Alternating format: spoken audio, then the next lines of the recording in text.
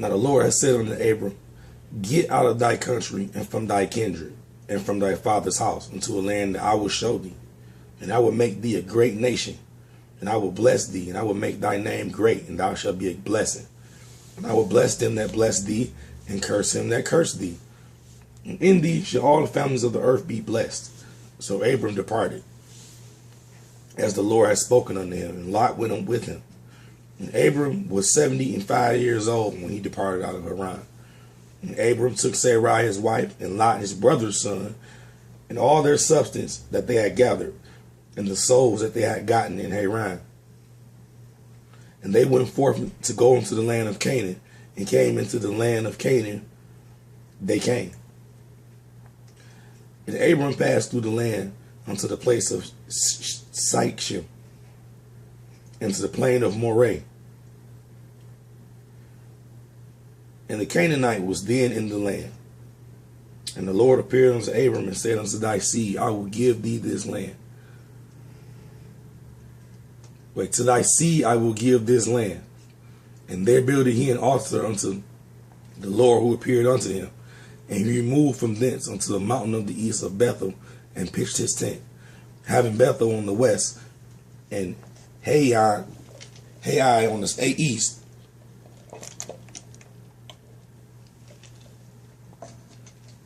There he built an altar unto the Lord, called upon the name of the Lord. And Abram journeyed, going on still toward the south. And there was a famine in the land. And Abram went down into Egypt to sojourn there, for the famine was grievous in the land. And it came to pass, when he was come near to enter into Egypt, that he said unto Sarai his wife, Behold now, I know thou art a fair woman to look upon. Therefore it shall come to pass, when Egyptians shall see thee, they shall say, This is his wife, and they will kill me, but they will save thee alive. Say, I pray thee, that thou art my sister, that it may be well with me for thy sake, and my soul shall live because of thee. And it came to pass that when Abram was coming to Egypt, the Egyptians beheld a woman, that she was very fair.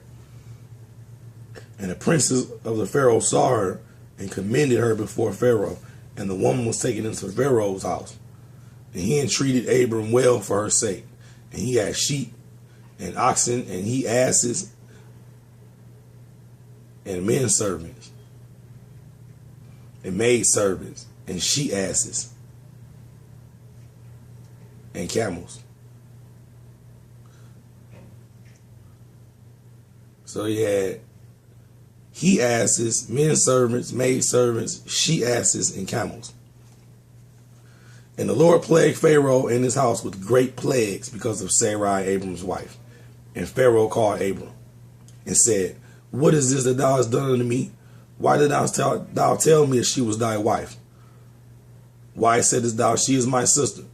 So I might have taken her to be to wife. Now therefore, behold thy wife, take her and go thy way. And Pharaoh commanded his men concerning him, and they sent him away, and his wife, and all that he had. And Abram went up out of Egypt, he and his wife, and all that he had, and Lot with him, into the south. And Abram was very rich in cattle, and in silver, and in gold. And he went on his journeys from the south even to Bethel, unto the place where his tent had been at the beginning, between Bethel and Hai, unto the place of the altar which he had made there at first.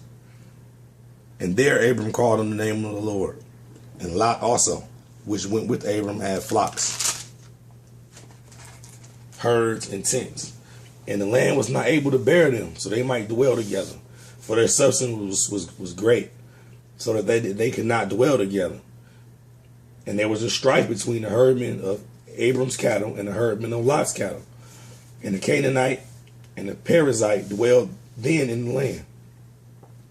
And Abram said unto Lot, Let there be no strife, I pray thee, between me and thee, and between my herdsmen and thy herdsmen, for we be brethren.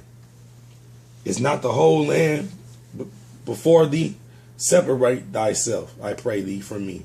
If thou wilt take the left hand, then I will go to the right. Or if thou depart to the right hand, then I will go to the left. And Lot lifted up his eyes and beheld all the plain of Jordan, that it was well watered everywhere, before the Lord destroyed Sodom and Gomorrah, even as the garden of the Lord, like the land of Egypt, as thou comest unto Zoar. Then Lot chose him all the plain of Jordan, and Lot journeyed east, and they separated themselves one from the other. Abram dwelled in the land of Canaan, and Lot dwelled in the cities of the plain, and pitched his tent toward Sodom.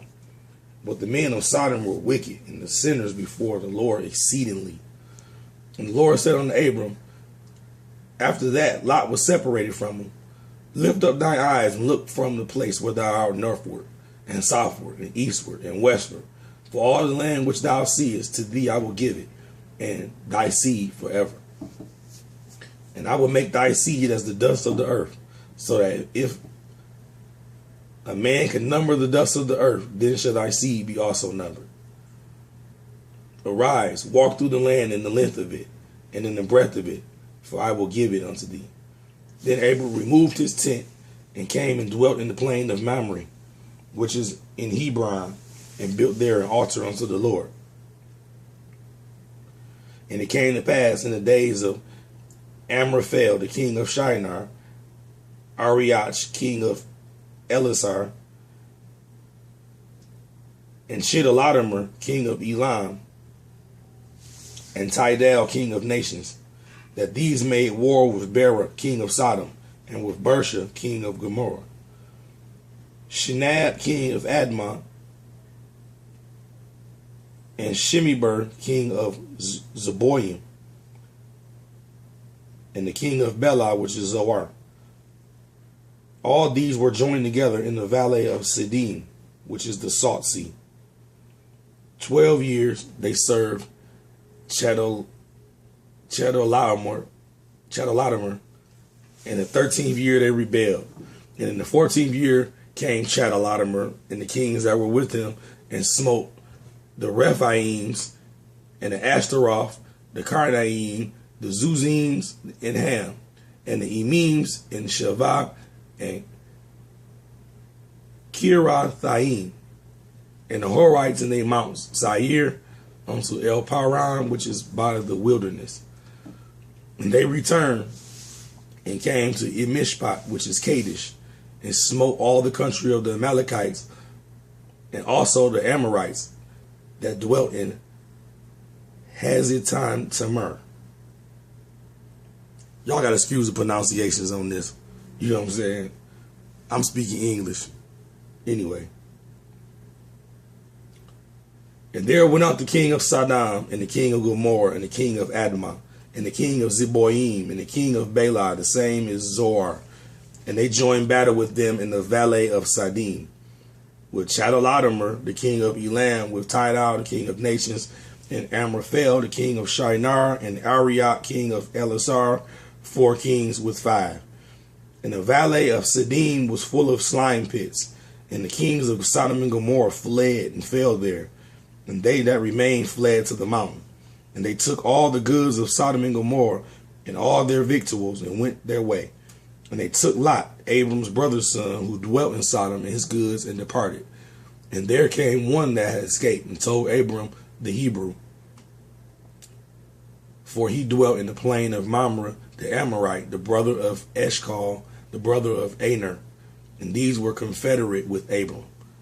And when Abram heard that his brother was taken captive, he armed his trained servants, born in his own house, 318, and pursued them unto Dan. And he divided himself against them, he and his servant, by night, and smote them, and pursued them into Hobah, which is on the left of the hand of Damascus. And he brought back all the goods, and also brought back again his brother Lot, and all his goods, and the woman also, and the people. And the king of Sodom went out to meet him after his return of the slaughter of Chedorlaomer, of the kings that were with him at the valley of Shaveh, which is the king's dale. And Melchizedek, king of Salem, brought forth bread and wine, and he was the priest of the Most High God. And he blessed him and said, Blessed be Abram of the Most High God, possessor of heaven and earth, and blessed be the Most High God, which hath delivered thy enemies into thy hand. And he gave him tithes of all. And the king of Sodom said unto Abram, Give me thy purses, and take thy goods to thyself. And Abram said to the king of Sodom, I have lifted up my hand unto the Lord, the Most High God, the possessor of heaven and earth, that I will not take from a thread even to a shoe latchet, and that I will not take anything that is thine, lest thou shouldest say, I have made Abram rich. Save only that which is the young men have eaten, and the portion of the men which went with me, Aner, Eshcol, and Mamre, let them take their portion. After these things, the word of the Lord came unto Abram in a vision, saying, Fear not, Abram, I am thy shield, and thy exceedingly great reward. And Abram said, Lord God, what wilt thou give me, seeing I go childless, and the steward of my house is Eleazar of Damascus? And Abram said, Behold, to me thou hast given no seed, and lo, one born in my house is mine heir. And behold, the word of the Lord came unto him, saying, This shall not be thine heir, but he that shall come forth out of thine own bowels shall be thine heir. And he brought him forth abroad and said, Look now to the heavens, toward heaven, and tell the stars, if thou be able to number them. He said unto him, So shall thy seed be. And he believed in the Lord, and he counted it to him for righteousness.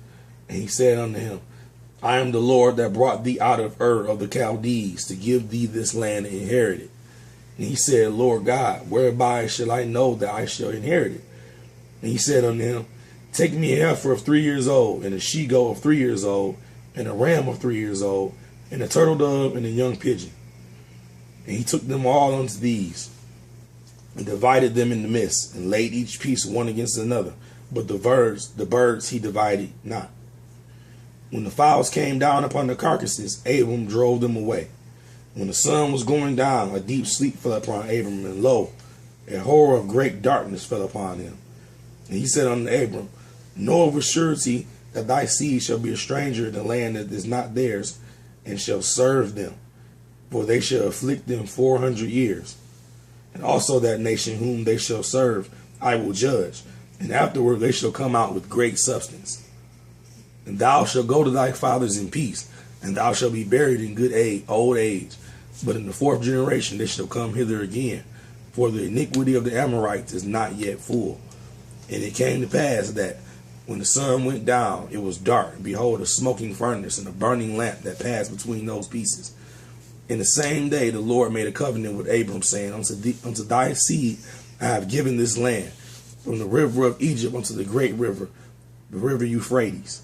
The Kenites, the Kenizzites, the Cadmonites, the Hittites, the Perizzites, the Rephaims, the Amorites, the Canaanites, the Girgashites, and the Jebusites. Now Sarai, Abram's wife, bare him no children, and she had a handmaid, an Egyptian, whose name was Hagar. And Sarai said unto Abram, Behold now, the Lord hath restrained me from bearing. I pray thee, go unto my maid, that it may be heard that I obtain children by her. And Abram hearkened to the voice of Sarai. And Sarai, Abram's wife, took Hagar, her maid, the Egyptian, after Abram had dwelt 10 years in the land of Canaan, and gave her to husband Abram to be his wife.